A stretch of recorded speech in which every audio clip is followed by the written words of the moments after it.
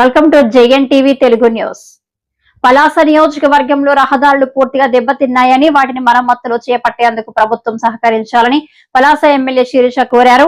శుక్రవారం అసెంబ్లీలో ఆమె మాట్లాడుతూ గత ప్రభుత్వ హయాంలో రహదారులు గాలికి వదిలేశారని, దీంతో గ్రామ ప్రజలు ఇబ్బందులు ఎదుర్కొంటున్నారని సభ దృష్టికి తీసుకొచ్చారు. పల్లెల్లో రోడ్లకి మనం గ్రాంట్ చేశాం అధ్యక్ష. అయితే చాలా వరకు ఆ రోడ్లు పూర్తి కాలేదు అధ్యక్ష. తర్వాత వచ్చిన 2019-24 మధ్య ఆ ప్రభుత్వం ఆ రోడ్లను పూర్తిగా విస్మరించింది అధ్యక్ష.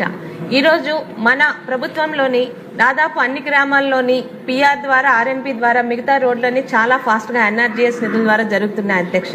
అయితే ఈ ఏఐఐబిలో ఉన్న పల్లెల్లో మాత్రం రోడ్లని హోల్డ్లో పెట్టారు అధ్యక్ష. గ్రామాల్లోకి వెళ్తున్నప్పుడు మిగతా గ్రామాల్లోని రోడ్లు అవుతున్నాయి, మా దగ్గర ఎందుకు అవ్వటం లేదని అడుగుతున్న గ్రామస్తులకి మేము టెక్నికల్ ప్రాబ్లం చెప్పినా కూడా అది వాళ్ళు అర్థం చేసుకోలేకపోతున్నారు అధ్యక్ష. అసెంబ్లీ పరంగా ఇది రెండోసారి ప్రశ్న అడుగుతున్నాను అధ్యక్ష.